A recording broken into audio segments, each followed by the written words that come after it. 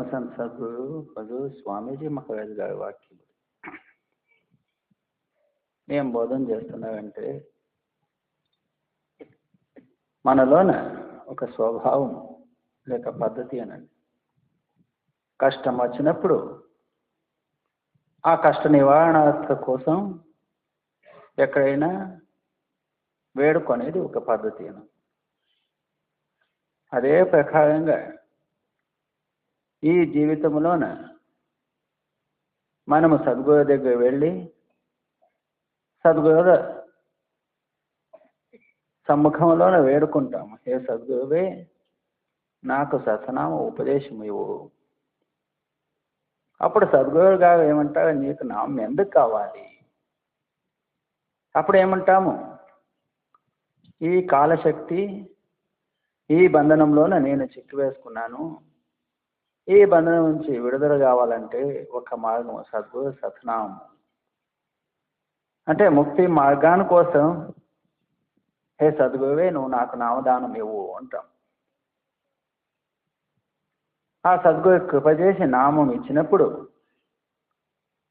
మనము ఇలాగే నడుస్తామేమో అని ఆశిస్తాం. కానీ అలా నడిచేదానికి మహా కఠినమైపోతుంది. మొదట అనుకుంటాం, నేను ఈ జీవితంలోనే నామ సాధన చేసి అభ్యాసం చేస్తూ ఇదే జీవితంలోనే ముక్తి ప్రాప్తి చేసుకోవాలనే ఒక అభిలాషతోనే సద్గురు దగ్గర వెళ్ళి వేడుకుంటాము, హే సద్గురువే నాకు దయచేసి సత్నామం ఇవ్వండి. ఇచ్చి ఈ కాలం బంధనం నుంచి నన్ను విడుదల చేయండి అని వేడుకుంటాం. వేడుకునేది ఒక పద్ధతి. ప్రతి ఒక్కరు అంతేనే, ప్రపంచంలో అంతే. ఏదైనా కష్టం వచ్చినప్పుడు పెద్దోళ్ళ దగ్గర, షావుకారుల దగ్గర, అధికారుల దగ్గర ఎక్కడో వెళ్ళి వేడుకొని ఆ ఒక కష్ట నివారణ కోసం వేడుకునేది ఒక స్వభావం. నిజమైన భక్తుడు సద్గురు దగ్గర వెళ్ళి తనకు వచ్చిన కష్టమేమి, జన్మ మరణం, 84 లక్షల జీవరాశిలో తిరగడం, ఇది మహా కష్టం. ప్రపంచంలో ఉన్న కష్టాదులు ఏమాత్రం ప్రతి ఒక్క యోనిలో వెళ్ళినా కష్టాలు ఉండిందే. అంటే పుట్టు చావు ఉన్నంత వరకు ఈ కష్టాలు ఈ బాధలు తప్పదు. అంటే పుట్టు చావే అంత్యమైపోతే ఇంకా ఏ కష్టాలు ఉండదు, శాశ్వతంగా సుఖంగా ఉండొచ్చు. అటువంటి సుఖం సంపాదన చేసుకోవాలనే ఒక హేతు లేక ఉద్దేశంతో మనం సద్గురు దగ్గర వెళ్ళి వేడుకుంటాం, హే సద్గురువే నాకు దయచేసి నామదానం ఇవ్వండి. नामदान अब सतगुरु दीजे, काल सतावे घाता चीजे. మరి ఇంకా ఇప్పుడే ఎందుకు నామం చేసుకుంటావు అని అడిగితే అప్పుడు ఏమంటాము, నా ఆయుష్యం ప్రతిరోజు వెళ్ళిపోతూ ఉన్నది. ఇంకా ముందుకు ఎన్ని దినాలు బతుకుతానో, ఎంతకాలం బతికి ఉంటానో ఏమీ భరోసా లేదు. ప్రతిరోజు నా ఆయుష్యము తగ్గుతూ పోయింది, వచ్చింది. ఒక రోజు ఒక దివసంలో ఒక దినములో 21,600 శ్వాసలు లెక్క పెడతారు. అన్ని శ్వాసలు మన ఆయుష్యంలో నుంచి తగ్గిపోతూ ఉంటాయి ప్రతిరోజు. ఈ పరిస్థితిలో నేను ఇంకా ముందుకు బతుకుతాననే ఒక విశ్వాసం లేదు. అందుకని హే సద్గురువే నాకు త్వరగా ఇదే సమయంలోనే కృప చేసి మాకు నామదానం ఇవ్వండి అంటాం. జీ दुख पावत मैंने कभी न भारी, कभी आय अब ओट तुम्हारी. ప్రపంచంలో ఎన్ని దినాలు బతికినా దుఃఖం అనుభవించేది తప్పదు. రాత్రి పగలు ఈ దుఃఖం అనుభవిస్తూ వచ్చాను. ఇంకా దీని నుంచి ముక్తి ప్రాప్తి చేసుకునేది ఎట్లు హే సద్గురువే? నేను ఇప్పుడు నీ పాదాల్లో శరణు వచ్చాను. ఇది ఒక్కటే మార్గం, ఇది ఒక్కటే గతి నాకు అని తెలిసి అంత మనసులో పరీక్ష చేసుకుని ఈ తీర్మానానికి వచ్చాను నేను. तुम समान कोई और न दाता, मैं बालक तुम पिता और माता. మరి ఏమంటాము హే సద్గురువే? నీ సమానం దాత పురుషులు ఈ ప్రపంచంలో ఎవరు లేరు. సర్వస్వము నువ్వే. నా తల్లి, తండ్రి, బంధువులు, మిత్రులు, స్నేహితులు, రక్షకుడు, సర్వస్వము నువ్వే. నేనొక్క చిన్న బాలకుడు, గతి లేని వాడు, అనాథుడు అనుకోండి. హే సద్గురువే, నాకు నువ్వే సర్వస్వము. నువ్వే దయచేయాలి, నువ్వే దాతా పురుషుడు, నువ్వే దానం ఇవ్వాలి. నేను తప్ప ఏవే నాకు రక్షక శక్తి లేదు ఉంటాం. జీ मोको दुखी आप कस देखो, यह अचरज मोही होत परेखो.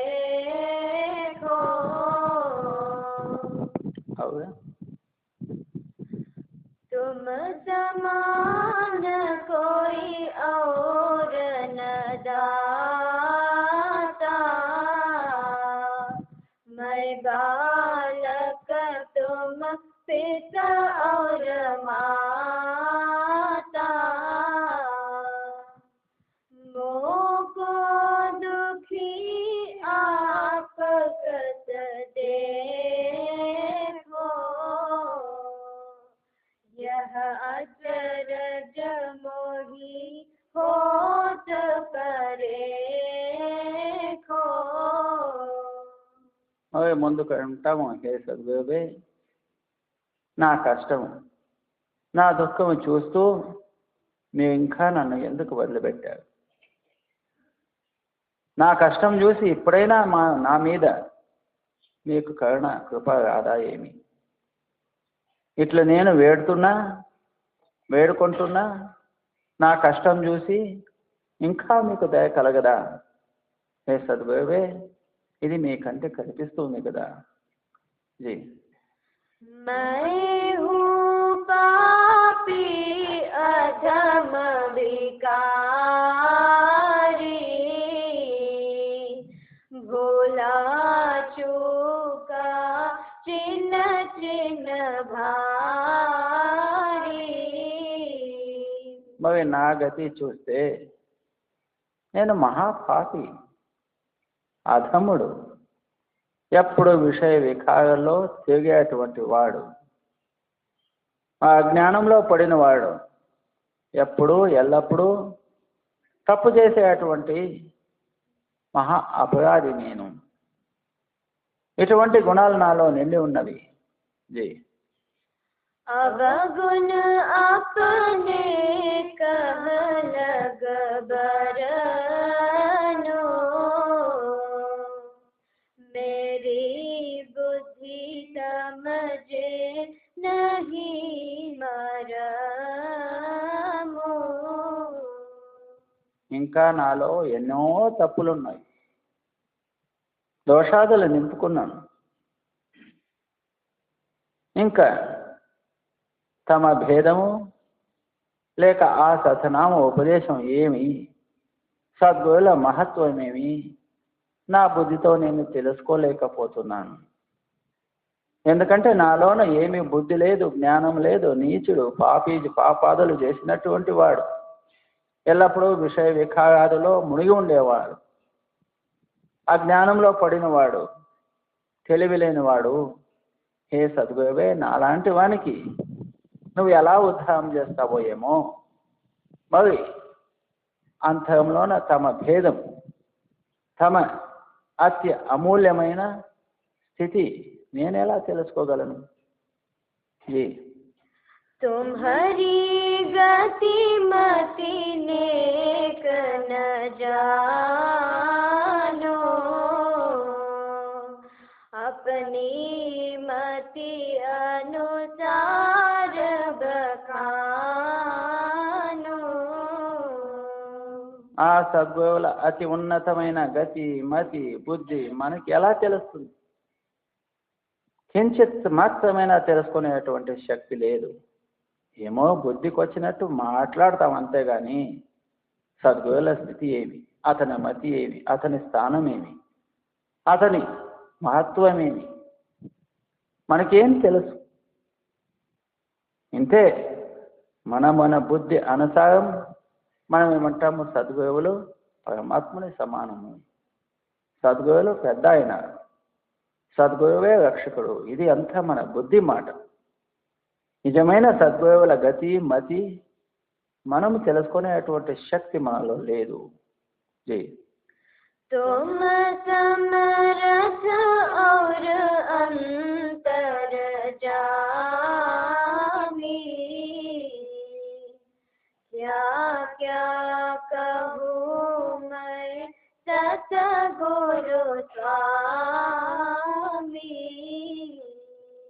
ఇంకా సద్గురువులు సర్వశక్తి సర్వ సామర్థ్యం ఉండేటువంటి వాళ్ళు.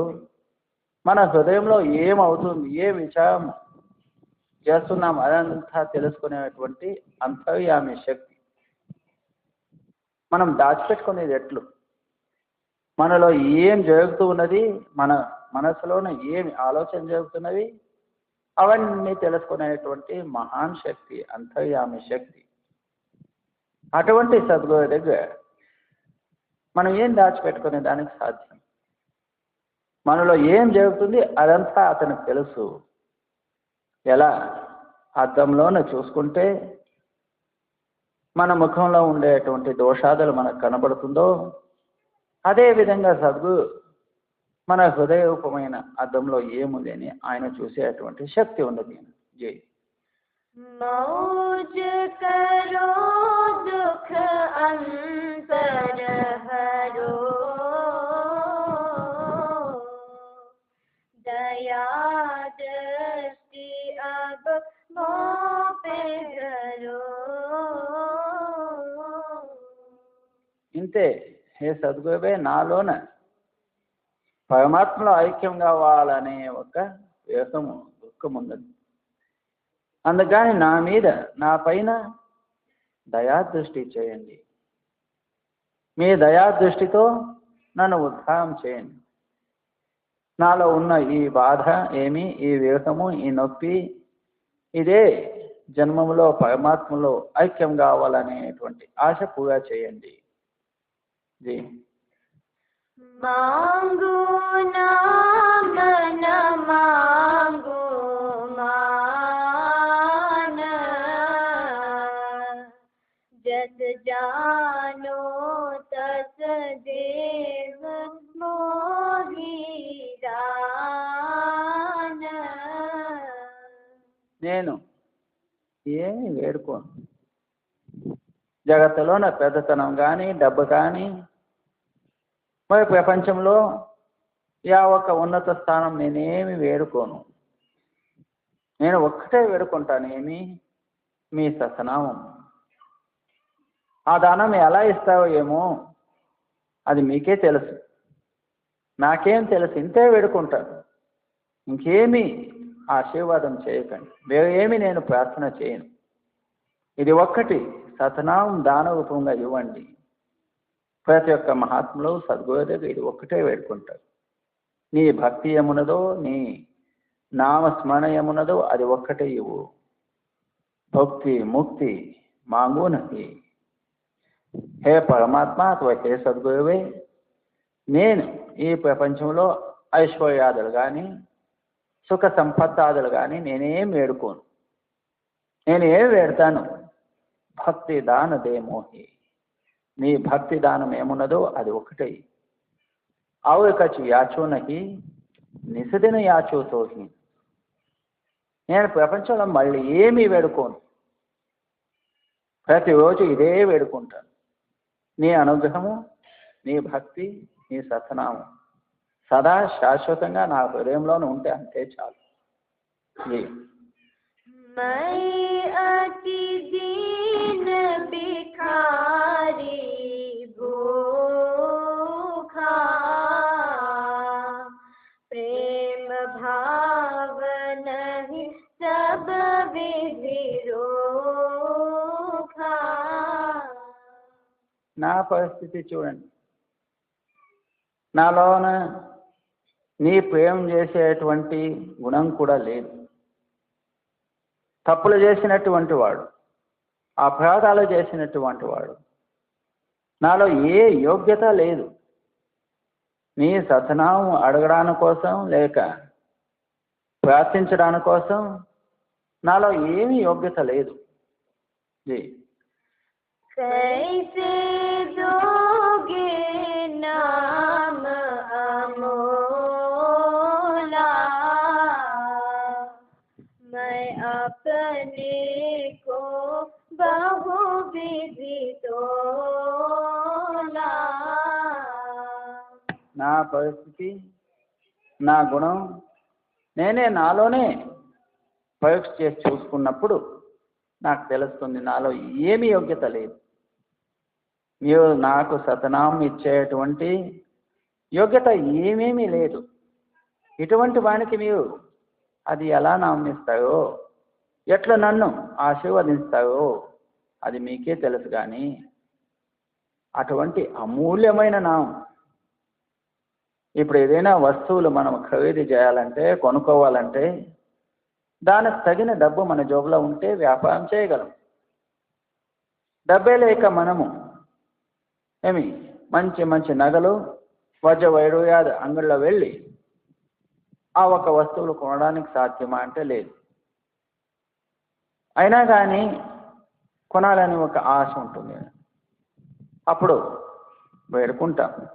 అదేవిధంగా సద్గురు దగ్గర వెళ్ళి, హే సద్గురువే, అతి అమూల్యమైన సతనామం నన్ను నేను పరీక్ష చేసి చూసుకున్నప్పుడు ఆ సతనామానికి యోగ్యత నాలో ఏమేమీ లేదు. ఇట్లున్నప్పుడు నువ్వు నాకు ఎలా ఇస్తావో, ఎట్లా కృప చేస్తావో, నన్ను ఎలా ఆశీర్వదిస్తావో అది నీకే తెలుసు. కానీ నేను నాలోన ఏమీ అర్హత లేనట్టి వాడు. होय निराश सबर कर बैठा, पर मन धीरज धरे ननेका. ఇంకా నా సద్గురు నామం ఇస్తాడో లేదో పని వదిలి పెడదామని మనస్సులోని శాంతి చేసుకోవాలని చూస్తాం. ఎందుకంటే నాలోన ఆ సతనామం తీసుకునేటువంటి గుణం ఏమీ లేదు. ఈ స్థితిలోన ఆ సద్గురు నా మీద కృప చేస్తాడో లేదో, నాకు సతనాము దానం చేస్తాడో లేదో అని నేను ఎదబడి, నేను నా మనసుకు శాంతి చేసుకోవాలని వెనక కూర్చుంటాను అనుకోండి. కానీ మనసులోన ధైర్యం లేదు. ఏ క్షణంలోన ఏ శరీరం నాశనం అయిపోతుందో, ఏ క్షణంలోన నా జీవితం అంత్యమైపోతుందో అనే ఒక భయము నన్ను కాడిస్తూ ఉంది, సతాయిస్తూ ఉంటుంది. పోనీలే ఇంకా కొన్ని రోజులు చూసుకుందాంలే అని, ఇంకా సద్గురు నన్ను ఎప్పుడు ఉద్ధారం చేస్తాడేమో, టైం రాలేదేమో చూద్దాంలే అని ఊరికే ఉండిపోదామా అంటే మనసులోన శాంతి లేదు, భయం ఉన్నది. ఏ క్షణంలోన నా జీవితం అంత్యమవుతుందో అనే ఒక భయము నాలోన కాడిస్తూ ఉంటుంది. शायद कभी मैं घर हो जावे, तो कहूँ नाम लोक मिल जावे. ఇంకా ఎప్పుడు ఆ సద్గురు కృప కలుగుతుందో, ఏనాటికి ఆ సద్గురు కృప చేస్తాడో అప్పుడు సద్గురువే నన్ను పిలిచి కించిత్ మాత్రం ఆ నామ అనుభవం నాకు ఇస్తాడనే విశ్వాసం ఉన్నది. అకస్మాత్ ఆ సద్గురు కృప కలిగిందంటే అదేమి పెద్ద మాట కాదు. సద్గురువే పిలిచి నాకు ఆ సతనామం నా హృదయంలోనే స్థాపన చేస్తాడు.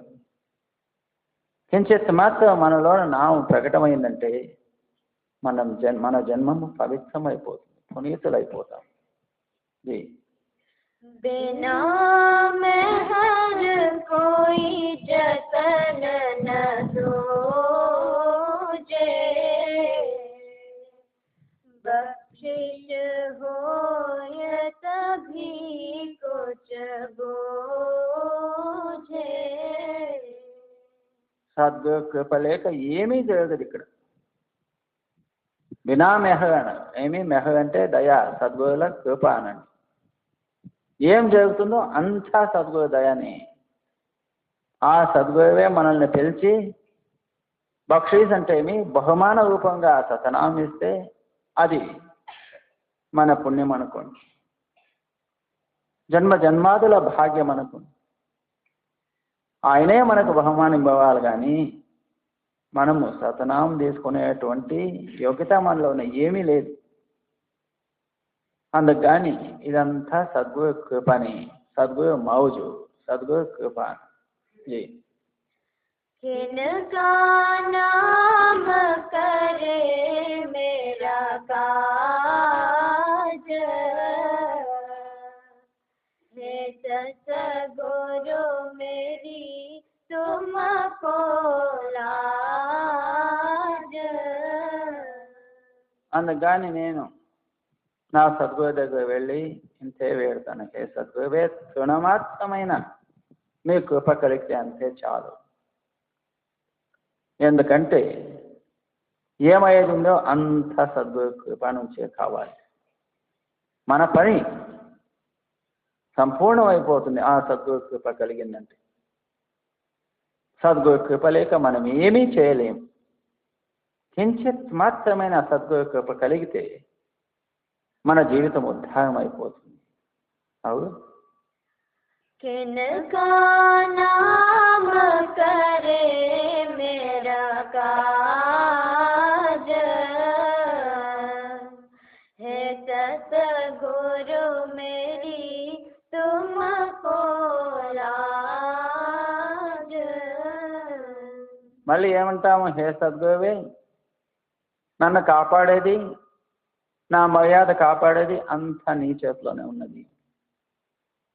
కించిత్ నాము నుంచి నేను ఉద్ధారం అయిపోగలను, లేదంటే నేను అవమర్యాదతో పుట్టో చావు ఆ యమయాతన నరకంలో వెళ్ళాల్సి వస్తుంది. నా మర్యాద కాపాడేది అంతా నీ చేతిలో ఉంది. ప్రతి ఒక్కటి నీ కృపతో కావాలి. నేను ఇప్పుడు సంపూర్ణంగా నీ పాదాల్లో శరణొచ్చాను. ఇంకా నన్ను కాపాడే విషయం సంపూర్ణంగా నీకు వదిలిపెడతాను, నీ మీద వదిలిపెట్టేస్తాను. ఎవరు ఇలాగా సద్గురు మీద సర్వ సమర్పణ చేసి సద్గురు దగ్గర వెళ్ళి ప్రార్థన చేస్తాడంటే ఆ సద్గురు మహాదయాళ శక్తి తప్పకుండా కృప చేస్తాడు.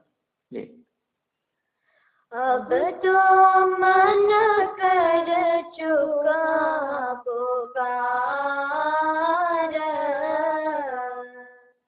राधा स्वामी करो उद्धार. ఇట్లా నేను ఆ సద్గురు రాధాస్వామి దగ్గర వెళ్ళి పుకారంటే ఏమి ప్రార్థన చేస్తున్నాను. ఇంకా నన్ను ఉద్ధారం చేసేది ఆ సద్గురుకు వదిలిపెడతాను. నేను ప్రార్థన చేసి వేడుకున్నాను, నన్ను ఉద్ధారం చేసేటువంటి శక్తి ఆ సద్గురుకు ఉన్నది. కించిత్ మాత్రం అనుగ్రహం అయితే ఆ సద్గురు నామం ఇచ్చాడంటే ఒక కించిత్ మాత్రం తృణమాత్రమైన ఆ సత్నామం మనలో ప్రకటమైందంటే మన ఉద్ధారం, మన జీవితం సార్థకం అయిపోతుంది. ఇటువంటి విశ్వాసంతో నేను సద్గురు దగ్గర వెళ్ళి ప్రార్థన చేస్తాను. ఆ సద్గురు నన్ను తప్పకుండా ఉద్ధారం చేస్తాడనే సంపూర్ణ విశ్వాసం నాకున్నది. अब तो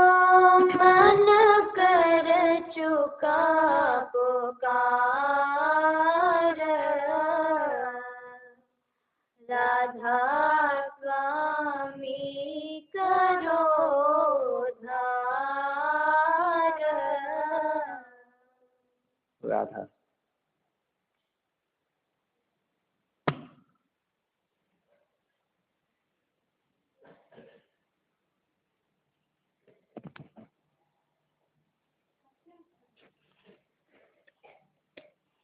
ప్రయత్నం చేసి సద్గురుల వాక్యాల్ని ప్రేమతో శ్రద్ధతో వినండి.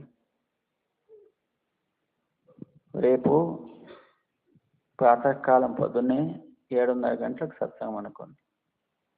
7:30 నుంచి 8:30, 8:45 అవుతే తర్వాత అక్కడి నుంచి టిఫిన్ చేసుకుని సేవలో వెళ్ళొచ్చు.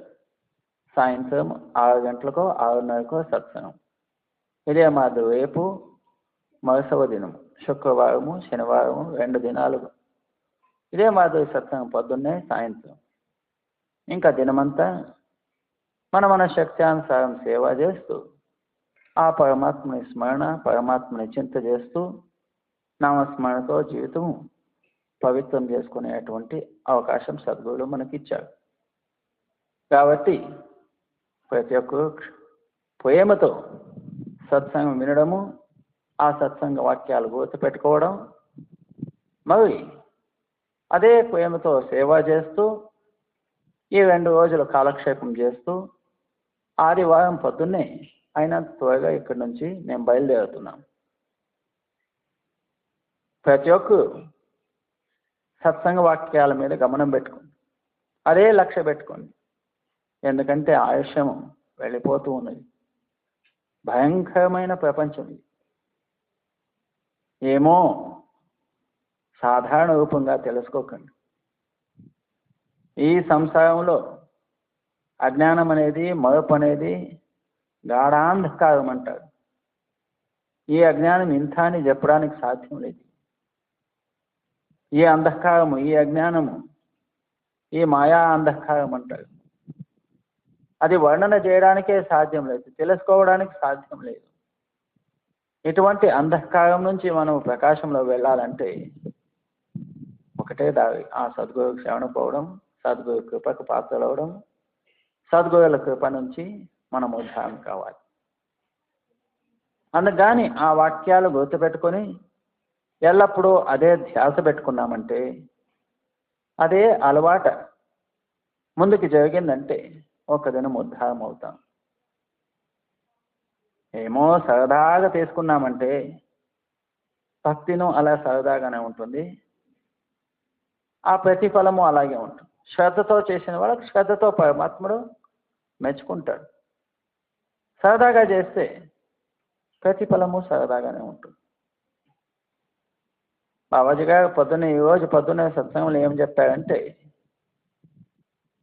మనం బయట మాటలు పరమాత్మ ఒప్పుకోడు. మన మనసు లోపల ఏం వేడుకుంటుందో అదే కరుణించుతాడు, అదే కృప చేస్తాడు. మనం బయట హే సద్గురువే హే పరమాత్మ అంటాం కానీ లోపలంతా ప్రపంచమే వేడుకుంటుంటాం. లోపల మన మనసులోనే ఏం వేడుకుంటాడో అదే ఇస్తాడు.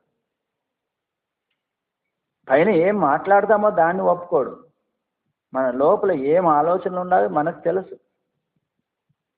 ప్రపంచ విషయ సుఖాలే వేడుకున్నామంటే అవే దొరుకుతాయి. లోపల బయట రెండు ఒకటైపోవాలి. ఏమి బయట మనం మాట్లాడతామో అదే విధంగా లోపల మనం అదే వేడుకోవాలి. బయట సద్గురువే పరమాత్మ అనేది లోపల ప్రపంచమే వేడుకుంటే ఇది మనకు మనమే మోసం చేసుకుంటున్నాము అని అనుకోండి. శ్రద్ధతో కూర్చొని వినండి. రారాస